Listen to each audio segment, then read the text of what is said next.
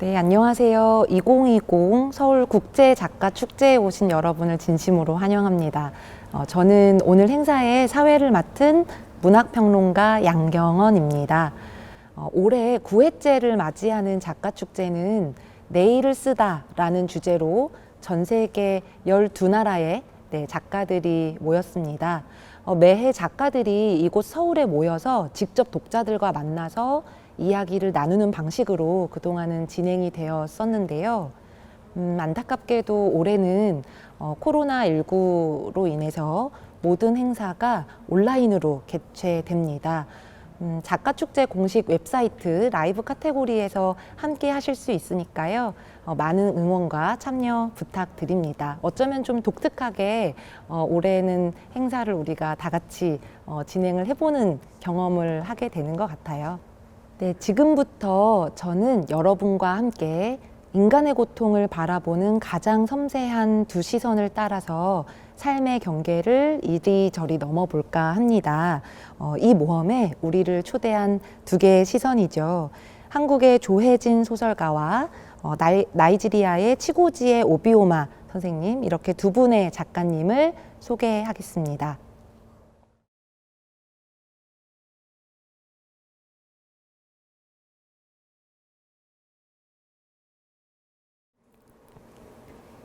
새해 들어 첫눈이 내린 날, 오늘 저는 대성당으로 이어지는 다리 위에서 난간에 기대 앉은 채 플라톤의 항연을 읽는 청년을 보았습니다. 청년 곁에 납작하게 엎드려 있는 흰 털의 큰 개는 병들어 보였고, 청년의 남루한 옷차림과 아무렇게나 기른 수염이니 머리칼은 오랜 노숙 생활을 증명하는 듯 했지만, 청년 앞에 놓인 바구니를 보지 않았다면 그저 제멋대로 살아가는 히피 성향의 대학생일 거라고 여기고 말았을 거예요. 저는 청년의 주변을 계속해서 서성였습니다. 청년은 간간히 하얀 입김을 내뿜으며 거칠게 기침을 했고, 그때마다 허리를 수그려 개의 목더미에 얼굴을 묻고는 무슨 말인가를 중얼거렸죠. 제 시선이 느껴졌는지 청년이 고개를 들어 저를 보았습니다. 청년은 저를 향해 손짓을 해보였지만 저는 주춤했습니다.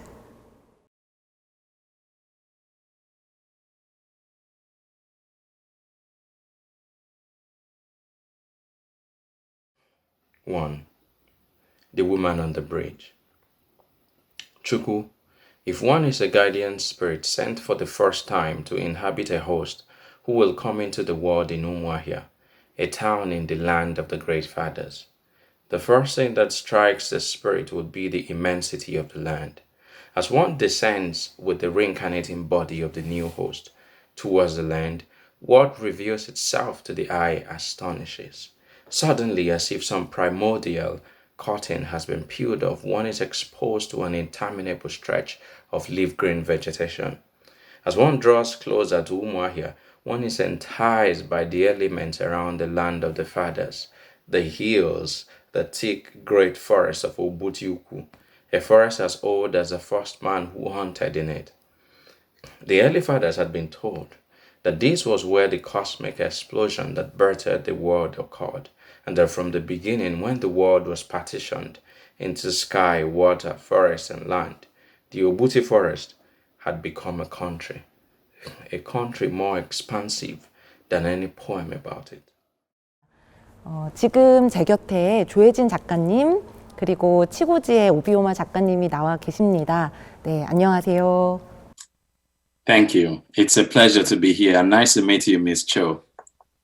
네, 저도 반갑고 이렇게 좋은 기회를 통해서 나이지리안 출신 소설가의 작품도 있고 또 나이지리안 신화나 또 문화나 역사에 대해서 알게 되어서 무척 기쁩니다. 네, 만나서 반갑습니다. 네, 멀리서 저희와 함께하고 계신 이 치고지의 오비오마 작가님 너무나 반갑고요. 또 자리에 나와주신 조혜진 작가님께 작가님께도 이제 반가운 인사를 전합니다. 그 두 분 작가님의 만남이 아마도 이 자리가 처음일 것 같은데요. 서로 뭐 인사도 나누실 겸 작가 축제에 오신 소감 혹은 어떤 기대를 가지고 이 자리에 함께 하시고 계신지 그 소감을 들어보면 좋을 것 같아요. 먼저 조혜진 작가님의 말씀 들어볼까요? 네, 작가 축제의 초대로 저하고 다른 지역에 살고 있고 또 다른 인종이고 또 다른 역사를 지나왔지만 마이너리티라는 하나의 주제로 소설을 쓰고 있는 작가분을 만나서 뜻깊게 생각하고 또 이 비디오를 이 영상을 볼 독자분들도 소설이 문학이 어떻게 마이너리티를 이야기에 담는지 그리고 왜 외면의 마이너리티 이야기를 왜 외면하면 안 되는지 이런 것을 같이 생각해 주시고 고민해 주시면 좋을 것 같습니다. 네, 이번엔 치고지의 오비오마 작가님께 이어서 여쭤보겠습니다. 작가님 오늘 대담에서 특별히 기대되는 점이 있으시다면 어떤 점이 있으실지요? So first of all, I am disappointed because of the pandemic, not you, because I was so much looking forward to coming to Korea. I've had a good friend. She's a writer as well. Her name is Dasom, and she's been telling me a lot about South Korea, and I was looking forward to come and be a part of the festival. But sadly, that couldn't happen. So, but I'm happy that we are able to hold it virtually, and I really look forward to talking about minorities and the outsiders of the world, because that's what is there to my mind. That's really, what informed this novel, even to some extent, my first novel. 네, 두 분의 소감 잘 들었습니다. 이제 본격적인 대담을 시작해 보도록 하겠습니다. 비극적인 역사도 역사로서 기록되어 남겨집니다. 그 사이 개인의 비극은 어디론가 흩어지고 말죠. 하지만 오늘 만난 두 소설가는 불합리한 역사가 남긴 개인의 비극을 세심하고 입체적으로 그려내며 현실의 소수자들을 기록하고 있습니다. 이런 작품의 경향을 바탕으로 첫 번째 질문을 조혜진 작가님께 드려볼까 합니다. 조혜진 작가님께서는 역사와 개인 간의 관계를 어떻게 생각하고 계신지 궁금하고요. 또 작가님의 그러한 관계 인식이 산책자의 행복이라는 소설을 비롯한 다양한 작품 속에 인물들의 정체성에 영향을 미치는지에 대해서도 말씀 듣고 싶습니다. 네, 역사는 개인의 삶에 절대적인 영향을 미치는 것이 맞지만 그 개인의 삶은 그 자체로 고유하다고 생각합니다. 그래서 저는 산책자 행복이 아닌 다른 단편 소설에서 이런 문장을 쓴 적이 있어요. 개인은 세계에 앞서고 세계는 우리의 상상을 억압할 수 없다. 이런 문장을 쓴 적이 있는데 이 문장이 제가 역사와 개인을 바라보는 시선인 것 같아요. 그래서 물론 역사는 우리의 삶에 큰 영향을 미치지만 소설이 그리고 문학이 그 개인의 삶을 다룰 때에는 그 개인의 구체적인 어떤 삶으로 들어가서 정말 살아 있었던 정말 살았던 한 개인으로서 접근해야 한다고 생각합니다. 그래서 산책자의 행복 같은 경우에도 여러 인물이 나오는데 사실 그 인물들이 모두 역사적인 사건에 조금씩은 연루되어 있어요. 홍명의 어머니는 전쟁을 경험했고 또 메이린의 하숙집 할머니의 언니도 전쟁을 경험했습니다. 그리고 소설 속에는 다양한 의미의 난민이 나오고 있어요. 그래서 홍명 같은 경우는 경제적인 난민이고 또 메이린이 우연히 만나는 쿠르드족 청년 역시 일종의 어떤 이방인, 메이린도 역시 이방인이고, 그래서 그런 역사적 사건이나 현재 어떤 어려움 때문에 그 개인의 삶이 조금씩 붕괴되고 있고 피폐화된 것은 맞지만 그 속에서 저는 삶과 죽음 그리고 진정한 행복을 고민하는 구체적인 인물을 쓰려고 했습니다. 네. 이번엔 치고지의 오비오마 작가님께 질문을 드려보겠습니다. 마이너리티 오케스트라라는 작품은 이보 우주론이라는 아주 흥미로운 세계관이 바탕이 되고 있는데요. 작품 속으로 들어가기 전에 이 한국 독자들을 비롯한 여러 독자분들께 이보 우주론에 대한 소개와 함께 작품으로 이 이보 우주론을 가져오게 된 배경에 대해서 듣고 싶습니다. So I have, been saying that I'm the guy who does the dirty job of African literature. And by that, I mean that I look around and I look at what we've had, in modern African literature. And I cannot find any cosmological novel in, the tradition of Danché's Inferno or Paradise Lost by John Milton. And then, we have all these religions. We have these very intricate and complex cosmologies. And so I took it upon myself to write one. And the Chi in the worldview is central to that worldview.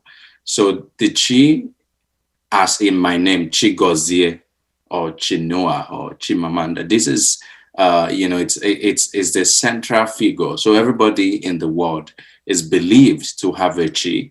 So the Chi ensouls you before you come into the world and you are born, and then it after you die it reincarnates and ensouls your children and offsprings. So and then the generation continues again and again. So I thought, okay, so I would tell a story of the entire history of the Igbo people, through that Chi, because number one, not only does he ensoul an individual in the present moment, because it reincarnates. The Chi in my novel is about 700 years old. So it's been coming and going and coming and going. So in some ways, I'll be able to tell the story of the evolution of this civilization over a long period of time. 네, 그 작가님이 말씀해 주신 것처럼 주인공 친혼소가 겪는 비극은 사실 나이지리아의 아픈 역사에 기인합니다. 과거 열강의 침략을 받았던 역사적 맥락이 현재를 사는 개인의 삶을 망가뜨리기도 하고 훼손하는 그런 경우죠. 작가님께서는 이런 역사적 맥락이 개인의 정체성과 또 넓게는 한 국가의 정체성에 어떤 영향을 미친다고 생각하시는지 얘기를 듣고 싶어요. So as Ms. Cho said just like 5 minutes ago, she's right that the individuals, obviously, we as writers, we need to dig into the lives of individuals because, we are concerned about them. But she's also right in saying that history impacts us because we didn't just fall into a time. There has been continuity, in time. So something happened and that therefore I came into being. So I am a product of 500 years ago, of history. So in that way, history impacts these characters. So Nigeria just celebrated 60th anniversary on Saturday, I think, 1st of October. So, we became independent from Britain on the 1st of October, 1960. So it's exactly 60 years. But, that country that was created is flawed from the inception of it. It's not something that the people want. So right now, it's an entrenched country that is not functioning. It's a poverty-stricken place. So sadly, this is what drives Chinonso to go to Cyprus, to, everything that happens to him. The tragic, point in the story really is directly linked to this history, which he is in fact a product of. 네, 두 분 말씀 감사합니다. 그 두 작가님의 소설을 읽은 후에는 뭐랄까요, 마이너리티의 삶을 그리는 일, 그 작업 자체가 간단하지만은 않은 것이라는 점을 좀 깨닫게 되는 것 같아요. 이를테면 역사를 이루고 있는 나 자신, 이 개인 역시도 어떤 마이너리티라고 하는 부분으로 얘기가 될 수 있다라는 것을 새삼 알게 되기도 하고요. 또 그렇지만 그게 또 뭐 실망을 해야 된다거나 그래서 뭐 위축되어 있어야 된다거나 그런 일만은 또 아닌 것 같습니다. 산책자의 행복의 한 부분을 가져와서 읽어보고요. 그 이유를 함께 찾아보시면 좋을 것 같습니다. 산책자의 행복 일부분을 오늘 조혜진 작가님께 낭독을 부탁드려 보겠습니다. 아무도 없었다. 허공에서 뚝 떨어진 돌멩이가 바닥을 대굴대굴 굴러갔다. 승용차가 또다시 클렉슨을 울리며 그녀 곁을 지나갔다. 피곤했다. 그녀는 다시 걸었고 길이 갈라질 때마다 그 끝이 어디인지 알 수 없는 하나의 길을 선택해야 했다. 살고 싶어. 목적 없이 뻗어 있는 길 한가운데에서 그녀는 속삭였다. 미치도록 살고 싶어 메이린. 부르며 그녀는 흐느꼈다. 네, 작가님의 음성으로 이 작품의 일부분을 들으니까 또 감회가 새로운 것 같습니다. 네, 감사합니다. 친구의 자살로 죄책감과 무력함에 빠진 메이린에게 생의 감각을 일깨워줬던 홍미영이라는 인물이었지만 정작 이 홍미영이라고 하는 인물 자기 자신은 좀 살아간다는 감각을 관념적으로 인식하다가 이 작가님이 읽어주신 마지막 장면에 이르러서 딱 살고 싶다라는 말을 토해내죠. 이 메이린과 홍미영이 서로를 호명하는 것은 보통의 삶을 지속하려는 의지로 읽히기도 하는데요. 산책자의 행복 외에도 조혜진 작가님의 작품에는 이렇게 뿌리내리지 못한 자들의 유대가 중요하게 나타납니다. 이번에는 두 작가님께 같은 질문을 드려볼까 합니다. 작가님들께서는 마이너리티들의 연대가 어떤 가능성을 품고 있다고 생각하는지 좀 궁금합니다. 먼저 조혜진 작가님께서 대답을 해주시면 감사하겠습니다. 저는 그 연대에 대해서 항상 관심이 많은데 사실 처음에는 타인에 대한 연민이 가능한가? 그 연민이 진심이라면 무엇이 필요한가? 이런 고민을 하면서 조금씩 그런 고민이 조금씩 공감, 타자에 대한 공감, 그리고 연대로 나아갔던 것 같아요.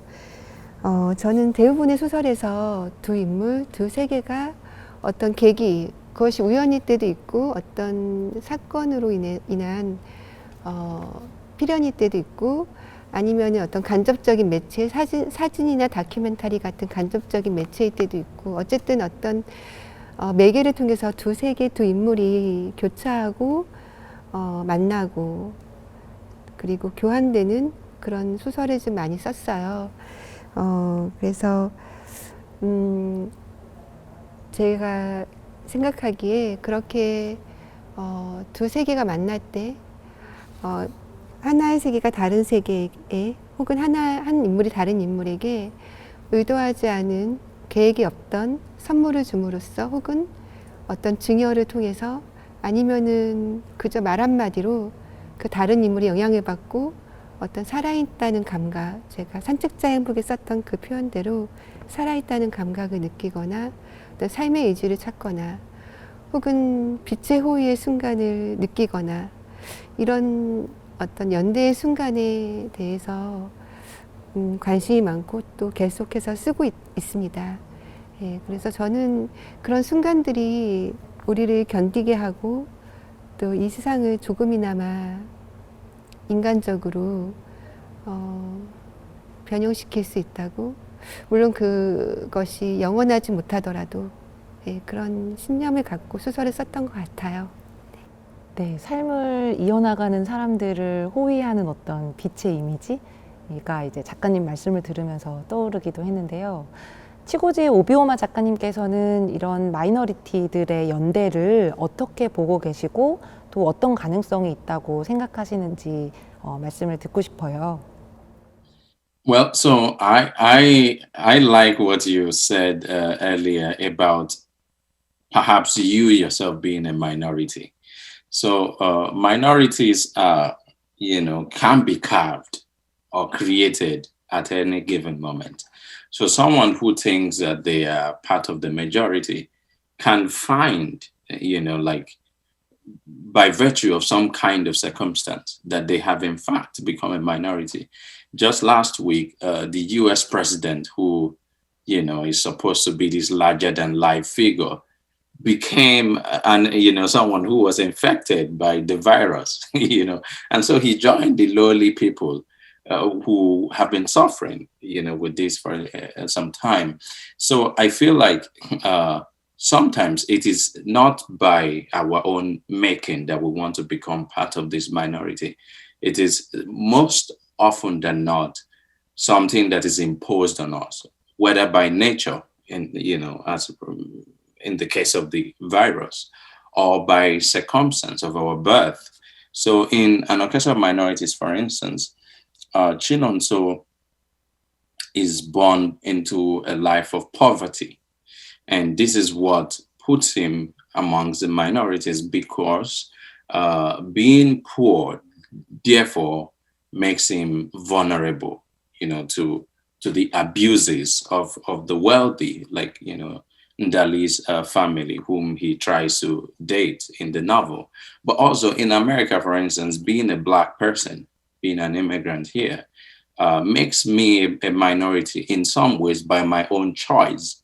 So sometimes you could also become a minority by your own choice. So, and then, of course, once I come here, I have a kind of solidarity with all the other Black people here.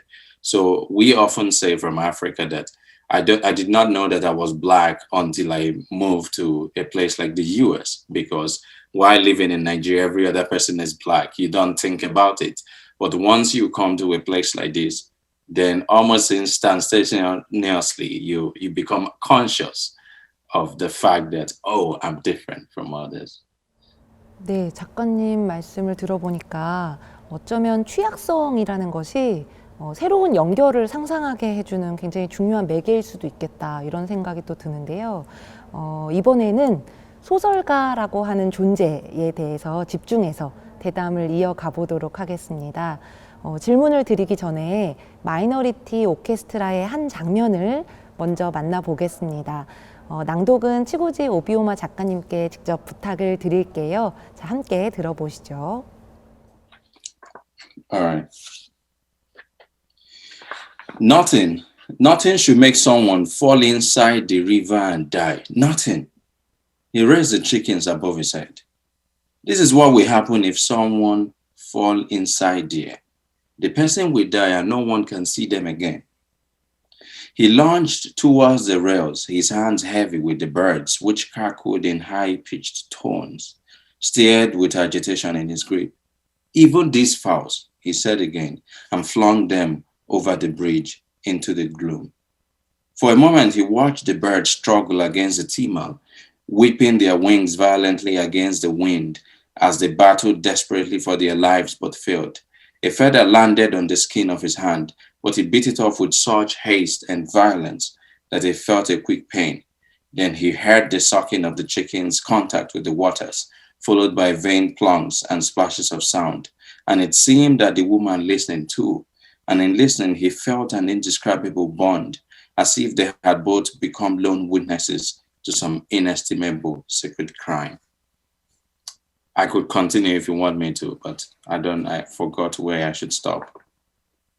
조금 작가님이 원하는 부분까지 더 읽어주셔도 좋을 것 같습니다. Okay. He stood there until he heard the woman's gasp. He looked up at her, then back at the waters, hidden from his sight by the darkness, and back at her again. You see, he said, pointing at the river, as the wind groaned down like a cough caught in the dry throat of the night. That is what will happen if somebody fall inside there. 박수를. 잘 들었습니다. 감사합니다. 친혼소라고 하는 이 작품 속 인물이 사랑하는 여인 은달리를 처음 만났던 장면인데요. 다리 위에 위태롭게 서 있는 여인을 위해서 자신이 가장 사랑하는 닭을 다리 밑으로 던져버리는 장면이죠. 이 사건으로 친훈소의 인생은 엄청나게 복잡해집니다. 아마 작가에게도 이런 순간들이 있을 것 같아요. 치고지의 오비오마 작가님은 소설가가 되기까지 어떤 중요한 순간들을 겪으셨을지 좀 궁금해져요. 특히 나이지리아에서 태어나서 키프로스, 터키를 거쳐서 지금은 미국에 계신 상황인데요. 이렇게 삶의 무대를 이동하면서 살았던 여러 경험들이 소설가로서의 정체성을 형성하는데 영향을 미쳤는지 궁금합니다. Yes, in very many ways. But I'll say that I began writing from very early on. So what happened to me was that the landscape of my imagination was opened by serendipity by my parents, just telling me stories. So I wanted to be a football player as a child. And so I'll play football, at very dirty places. And often I was always getting sick. And then I end up at the hospital, with malaria or some kind of illnesses. And during those times, my parents would just sit by my bedside and tell me stories. And it was during these unfortunate events that I actually, stumbled upon writing. And once I began, to listen to these stories, I became very interested. So as I've traveled over this period of time, what has happened to me is that I became very curious about the lives of others. So the lives of the maligned, of the minorities. So the Anarchist Minorities was actually informed by an actual series of experiences. So a guy I met in Cyprus had been deceived, to come to Cyprus, from Nigeria. The promise him that Cyprus was as wealthy as Korea, or as the US or Britain. But upon landing there, he discovers that this is not even the South Cyprus. This is the Turkish Republic of Cyprus, which is the other country. There are two of them, and it is almost poor. So upon seeing this, his life is shattered. And one day he climbs the top of a building very drunk, and he thought he was walking back the stairs, but he climbed over and fell to his death. So it was in the aftermath of this unfortunate death of this guy that I just sat down and I began to think about his life. And I remember one thing he'd said in passing, that, he had come to Cyprus because he was in love with a woman and wanted to make money very quickly to go back and be with her. So an orchestra of minorities is a way of me trying to retrace back his story, his journey. And I started to think, what was the dynamic between he and this woman? And so that encounter is what birthed this novel. 네. 역시 이 소설의 배경을 들으면 아직 이 작품을 읽어보지 않은 독자분들까지도 흥미를 느끼면서 당장 이제 작품을 찾아서 읽게 될 것 같아요. 조혜진 작가님께 이어서 질문을 드리겠습니다. 조혜진 작가님께서는 산책자의 행복이라고 하는 작품이 수록되어 있는 책 빛의 호위라는 책의 작가의 말에 소설을 쓰는 내 삶에 고맙지 않은 적이 한 번도 없었다라고 적어 놓으셨어요. 소설가의 삶이 행복하다라는 것과는 또 다른 의미에서 들려주신 말씀인 것 같은데요. 과연 어떤 삶일까요? 네, 얘기를 듣고 싶어요. 미국은 아니겠지만 미국에서의 소설가의 삶도 궁금한데 한국에서는 이제 소설가가 되려면 데뷔를 해야 되고 등단 제도가 있기 때문에 데뷔를 해야 되고 이제 그 후에 소설을 이제 발표할 기회를 얻고 그러는데 저는 이제 등단한 후에 좀 더 힘들었던 시간을 보냈어요. 이제 발표할 기회도 없었고 소설을 발표할 기회도 없었고 계속 기다려야 됐고 그런데 이제 두 번째 장편 소설을 낸 다음에는 고맙게도 청탁이 많이 들어왔고 발표할 기회가 많았는데 그땐 또 그런 소설을 발표할 기회가 너무 귀하다는 걸 알기 때문에 어떤 작품도 허투루 발표하고 싶지가 않더라고요. 그래서 또 너무 글만 쓴 거예요. 또 어느 시기에는 또 거의 개인의 어떤 행복을 추구할 시간도 없이 너무 또 글만 쓰는 또 시기도 있었고, 그러다가 이제 슬럼프를 겪기도 하고 또 힘들어하기도 했는데, 그런데 또 가만히 생각해 보니까 그것은 모두 제가 선택한 거더라고요. 예, 제가 선택한 삶이었고, 그리고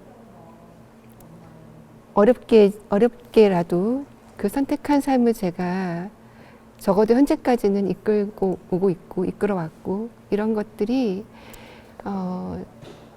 어떤 제 개인의 행복과는 무관하게 일단 감사하다는 생각을 했어요. 그리고 어쩌면은 선택자 행복에서도 그 행복이라는 거는 우리가 생각하는 그런 사회적인 어떤 뭐 인정이랄지 어떤 물질적인 부 이런 거랑 관계없는 행복이거든요. 뭐랄까 고통스러운 고민, 죽음에 근접한 그런 고민을 통해서 다르게 생각할 수도 있구나라고 느낄 때의 행복이라고 생각했어요. 저도 소설가로서 힘든 시간도 있었지만 그것이 결국 제가 선택한 삶이었고, 그것에 어쨌든 선택한 삶으로서 지금 살고 있고, 이런 것이 감사하고 또 행복하다고 생각해서 그 문장을 썼던 것 같습니다. 미국에서는 소설가로 사는 게 어떤 건지 갑자기 궁금해집니다. Well, listening to Miss Cho, I was just thinking about how humble she is. It's amazing. I am very curious. Is her work published in English? Is it available here? 아이멜 로기완? 로기안에 만났다라는 장편이 번역이 되어 있고, 빛의 호의라는 단편은 어떤 엔솔로지, 한국 단편 모아놓은 엔솔로지에 들어있다고 들었습니다.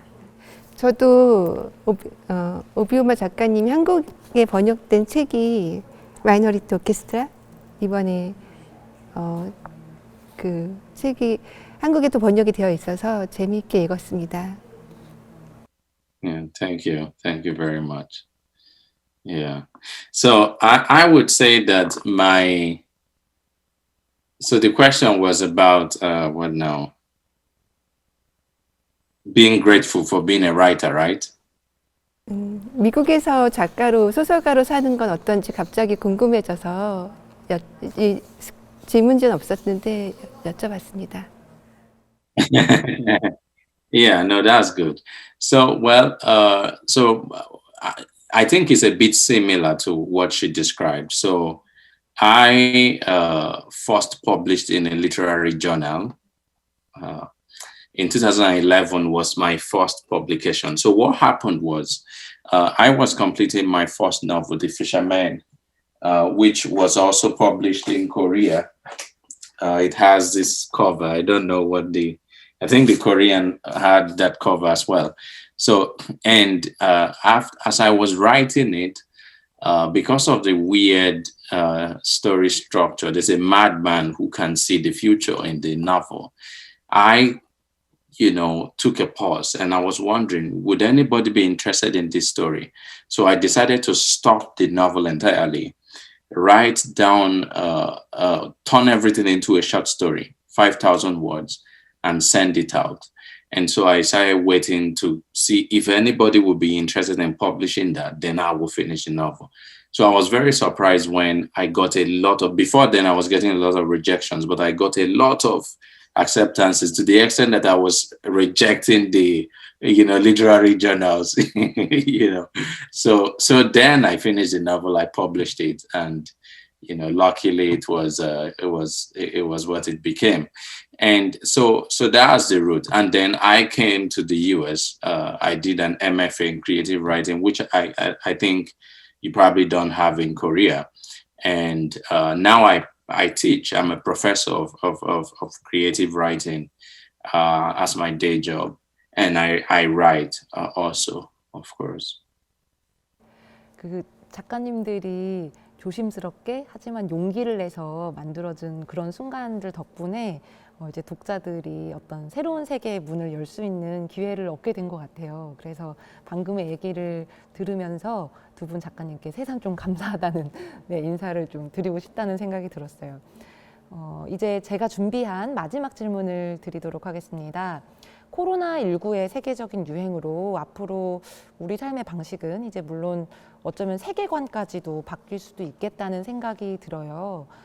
이런 맥락에서 최근에 두 분 작가님의 눈에 가장 인상 깊게 포착된 세계는 어떤 모습을 하고 있는지, 또 앞으로 소설을 쓸 때 무엇이 가장 도전적인 과제로 다가올 것 같으신지 궁금합니다. 이번에는 치고지의 오비오마 작가님께 먼저 여쭙겠습니다. Well, it's an unusual time, but also a kind of exciting time to be alive. I think this is once in a century or two thing. I would disclose here that I actually did get the virus at the very early start of the whole pandemic. In March, I traveled to some festivals in Australia and New Zealand, and as I was coming back via California, I may have gotten it there, but I came back sick, and but I got well within like 3 weeks. So it's been like more than 6 months ago or so. But it did make me, because there was a lot of fear at that time, and nobody really knew. We didn't know much about the virus as we do now. At some point, I was afraid actually. But what it has done for me now, I'm just more conscious, I think, of my choices in life. I feel like one should appreciate every day, because this is a world we thought that was going well, and suddenly something came. It was like a wrecking ball and just displaced everything. So you just have to appreciate every minute. We shouldn't take anything for granted. If you think you have a house or a roof under your head and food to eat, that could actually change tomorrow. So yeah, and yes, so that's really the biggest lesson, the epiphanic moment that I'm taking away from this. 네, 작가님 귀중한 경험 공유해 주셔서 감사합니다. 조혜진 작가님은 어떻게 생각하세요? 예, 그 코로나 바이러스 오비오마 작가님께서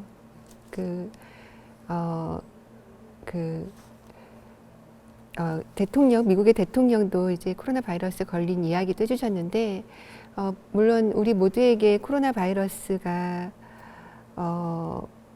언제라도 닥칠 위험이긴 하지만, 그럼에도 가장 취약한 계층은 또 원래 가난했거나 원래 외로웠던 사람들이 더 많이 취약한 게 또 현실인 것 같아요. 그래서 작가로서, 한 인간으로서 그렇게 취약한 계층, 그런 사람들의 연대나 유대를 좀 더, 물론 지금까지도 그렇게 썼지만 더 관심 있게 써야겠다는 생각이 들었고, 저는 특히 최근에 여성이나 노동 이런 쪽에 관심이 많은데, 그런 쪽으로 더 밝은 눈으로 바라봐야겠다는 생각을 하고 있습니다. 네. 오늘 두 분과 함께 많은 이야기를 나눠봤는데요. 두 분 작가님이 서로 궁금하신 것도 있을 것 같아요. 먼저 조혜진 작가님, 치고지의 오비오마 작가님께 여쭤보고 싶은 것이 있으실까요?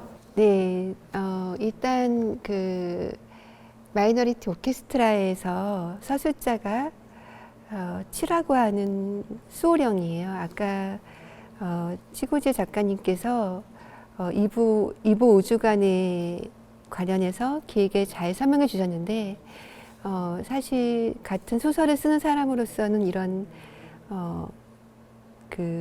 서술자, 그러니까 인물에 대해서 끊임없이 변호하고 설명해 주는, 그러니까 어떤 신에게 자기의 수호령이 깃든 그 인간에 대해서 계속 설명해 주는 그런 서술자인데, 이런 서술자가 사실 독자에게는 낯설 수도 있어요. 그래서 저한테는 굉장히 용감한 도전이라고 느꼈습니다. 이 소설을 쓸 때 좀 어려움이 없었는지 일단 궁금하고요. 또 시간이 허락된다면 두 번째 질문도 하고 싶은데, 미국에 사는 나이지리안 출신 소설가로서 어떤 자전적으로 경험한 것들, 아까도 잠깐 설명해 주셨는데 그것에 대해서 또 소설을 쓸 계획이 있으신지. 저는 최근에 물론 바이러스 때문이기도 하지만 미국에 가보지 못한, 예전에 한번 가봤지만 지금은 갈 수도 없고 가보지도 못했는데, 뉴스로 듣기에는 이제 인종 문제가 크게 불거졌다고 들었습니다.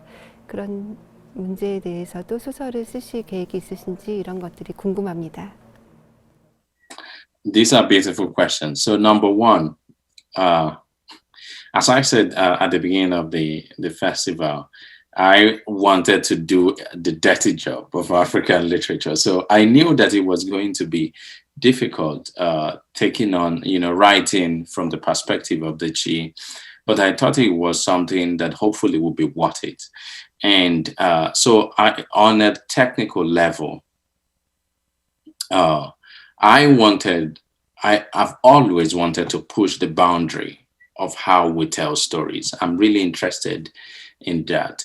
So in my two novels, what I've actually done is that I've concocted this thing, these scenarios in which the novels, both The Fishermen and An Orchestra of Minorities, are being told as a fiction of witness. So you have characters who are standing before a jury. In The Fishermen, Benjamin is standing before a Western-styled court.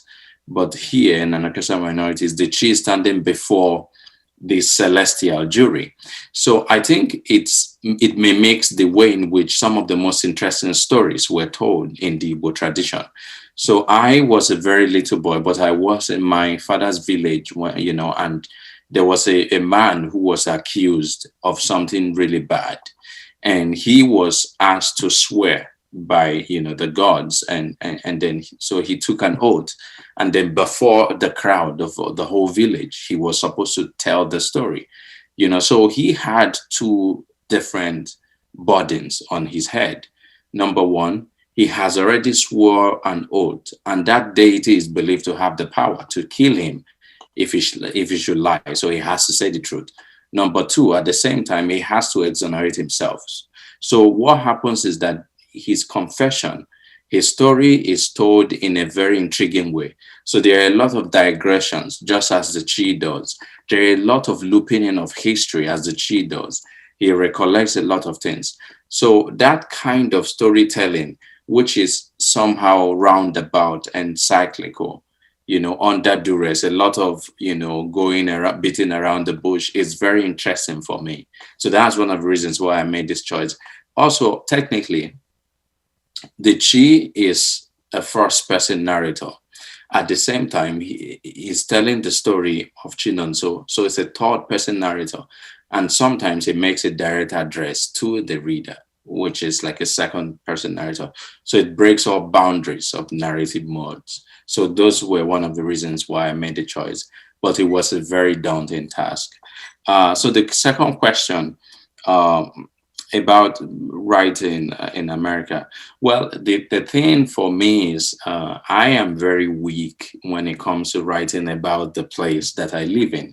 To be honest, my intention wasn't to live in America. After coming to school here, I was planning to go back to Nigeria. But then I found out that I love to write from a remove. So the hindsight is, for me, one of the most powerful things and tools that I have as a writer, because it forces me to rely on the imagination. So that distance really is a good thing for me. So, but I've been, I think that eventually, when I leave the US, probably I'll be able to write about it. But you're right. There's a lot of things that are happening now that are very, sad. I write more nonfiction about them than fiction, but I hope that someday, I'll be able to write about my experiences actually living in America as a Black African person. 네, 말씀 감사합니다. 잘 들었습니다. 이번에는 치고지의 오비오마 작가님께서 조혜진 작가님께 질문을 해주실까요?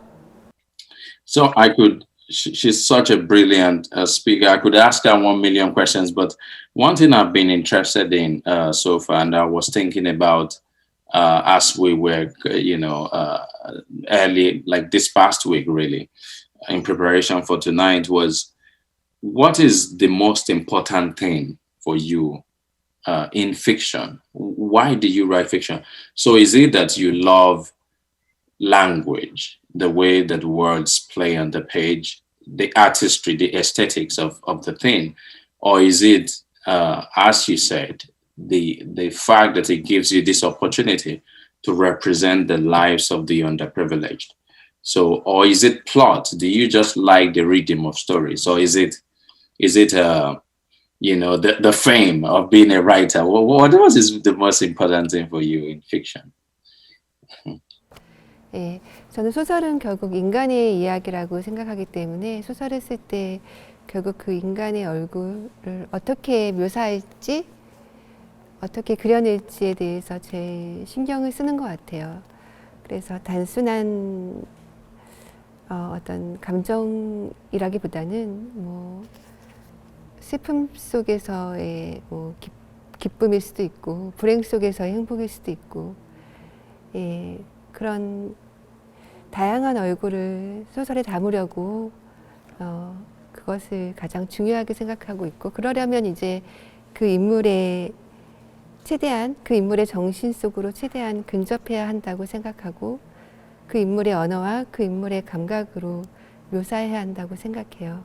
그래서 아까 치고지 작가님도 그러셨는데, 우리는 언제라도 마이너리티가 될 수 있다고, 저도 그 말에 많이 공감하고 절대적으로 공감하고, 저 역시 제 소설 속 인물들이 때때로 마이너리티이고 때때로 마이너리티가 아닐 때도 있지만 때때로 마이너리티인데, 그런 그 순간순간의 인물들에게 최대한 공감을 하고 최대한 그 인물의 감각으로 이 세계를 묘사하려고. 그러니까 왜 소설을 쓰는가? 언어에 대한 관심, 플롯에 대한 뭐 관심, 이런 거는 소설을 더 잘 쓰기 위해서 고민하는 것이고, 소설을 왜 쓰는가는 그냥 어쩌면은 스스로 마이너리티라고 생각할 때가 많기 때문에, 그래서 그런 인물들에게 빙의해서 공감하면서 그 이야기를 하고 싶기 때문인 것 같습니다. 이 두 분 답변을 들으면서 새삼 문학이 아니라면 어떤 잡아챌 수 없는, 문학이 아니라면 알아볼 수 없는 그런 인간의 고유한 삶이라고 할까요? 그러한 것과 우리가 마주할 수 있는 것이 아닌가, 뭐 이런 생각이 들기도 하면서요. 네, 굉장히 흥미롭게 저도 함께 답변을 들었습니다. 감사합니다. 지금 온라인으로 함께하고 계신 독자님들도 궁금한 점이 많을 것 같아요. 우리 작가님들도 독자님들과 직접 소통하지 못해서 좀 아쉬우실 것 같고요. 그래서 그 허전함을 조금이나마 해소하고자 저희가 사전에 독자님들로부터 질문을 받았습니다. 그럼 영상으로 만나보시죠. 안녕하세요, 최 작가님. My name is Emily Meyer, and I graduated from Washington University in 2018. My advisor, Professor Lee Ji-eun, introduced me to your work through the story, I Met Lokiwan. I'm very honored to be here today to ask you a question. I really enjoyed reading 산책자의 행복. The story both made me question my own existence while also offered me comfort. I'm curious to learn more about the character Mi-young. You've mentioned in this story and in past interviews a belief in finding the meaning of one's existence through the repetition of daily routines and emotions. Yet it seems in this story, Mi-young has become trapped in a routine by misfortune. For her, do forces she cannot control have more power in determining the meaning of her existence than her own choices and desire for happiness? 답변 부탁드립니다. 감사합니다. 홍명이라는 인물은 원래 철학과 강사였는데 대학의 구조조정으로 해고되었고, 또 어머니의 병환을 관리하느라 경제적으로 갑자기 일종의 계급이 추락한 인물이에요. 예, 그런 인물에게 이제 당연히 현실적인 불행이 있죠. 소설에도 그런 것을 표현하려 많이 표현을 하였고, 그런데 그 인물이 이제 제가 앞에서도 잠깐 언급했는데, 그 인물에게, 홍명이라는 인물에게 불행, 뭐 죽음, 뭐 삶, 이런 것들은 굉장히 관념적이고 추상적이었어요. 그런데 그런 현실적인 고통, 경제적인 추락을 경험하면서 그런 자기가 느꼈던, 생각했던 관념으로서의 불행이나 죽음을 현실적으로 느끼게 되었고, 아까 말씀드렸던 것과 연결되는 것 같아요. 그 안에서 홍명은 결국 자기가 본인이 강의실에서 학생들에게 했던 그런 삶의 힘이 살아있다는 감각에 대해서 그런 불행을 겪은 후에 그 말을 자기가 한 말인데도 그 불행 후에 보다 직접적으로 느꼈던 것 같아요. 느끼는 인물이라고 생각해요. 그래서 그 인물이 글쎄 불행 속에 갇혀만 있다고는 생각하지 않았어요. 저는 예, 그 불행을 통해서 물론 처음부터 행복하면 좋겠지만 예, 그러진 못했고 그 불행을 통해서 그 나름의 행복을 찾아가는 인물이라고, 그래서 살고 싶다라는 말도 할 수 있는 거고, 예, 그런 인물이라고 생각했습니다. 네, 다음은 치고지의 오비오마 작가님께 질문 드리겠습니다. Hello, my name is Rosa Chung of Incheon. I recently read An Orchestra of Minorities by Chigozie Obioma, and I felt as if I took a bath in another country's water. The water was cool and refreshing.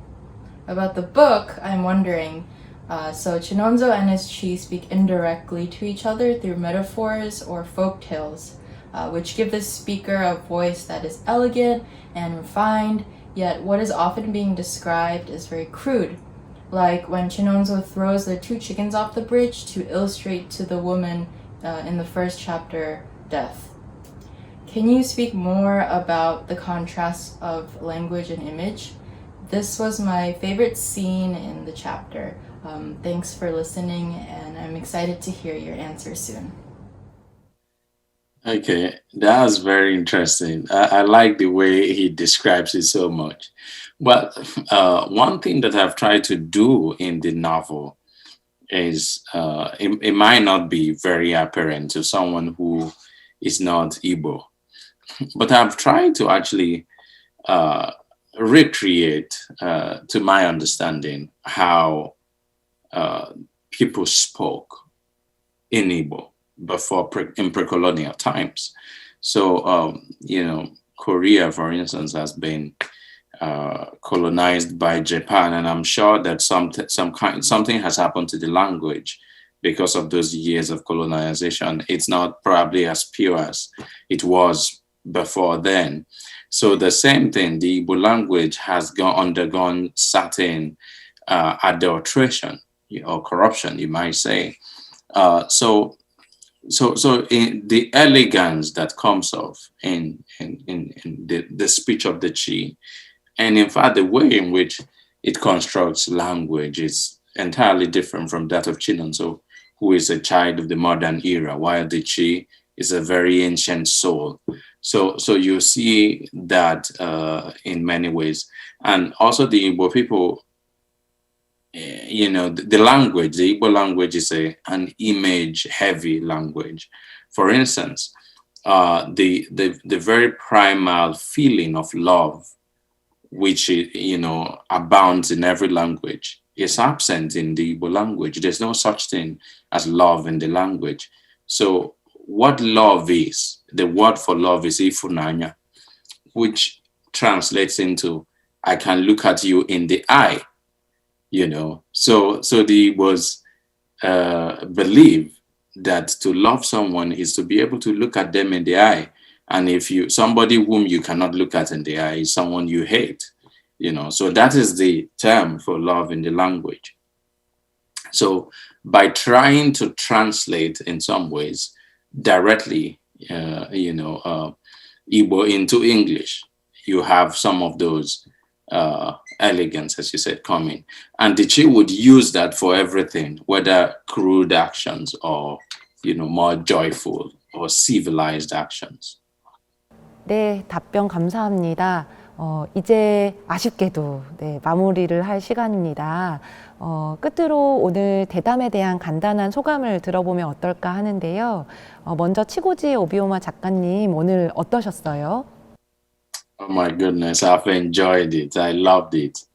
There were some glitches, which is because of the Zoom thing and all that. But I love the questions. I love getting to know Cho Hajin. I hope I said her name well. And these are beautiful questions.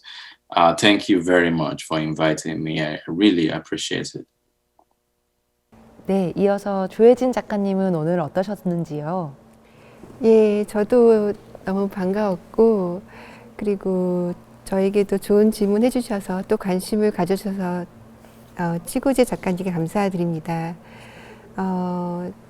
사실 이 마이너리티 오케스트라가 저에게는 나이지리안 출신 작가가 쓴 첫 번째 소설이었어요. 그래서 이 소설을 통해서 나이지리아 역사를 더 알게 되었고, 또 신화에 대해서도 더 관심을 갖게 됐고, 또 알고 싶어졌고, 이런 기회가 생겨서 너무 기쁘고, 또 아까 인사할 때도 말씀드렸지만 우리가 다른 지역에서 다른 언어를 쓰면서 다른 문화와 역사의 영향을 받으며 살고 있는데도 비슷한 고민을 하고, 또 그것을 소설로 쓰기 위해서 각자 고민하고 있다는 것이 그것을 확인할 수 있어서 좋은 자리였습니다.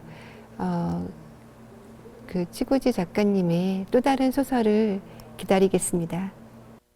Thank you so much. I really appreciate that. It means so much to me. Thank you. 네, 오늘 함께 해주신 두 분 수고 많으셨습니다. 불합리한 역사에 눈 감지 않고 또 강자의 역사에 묻히는 개인을 포기하지 않는 두 분 덕분에 오늘 두려움 없이 든든한 마음으로 삶의 경계를 이렇게 왔다 갔다 하면서 넘어 다녔던 것 같습니다.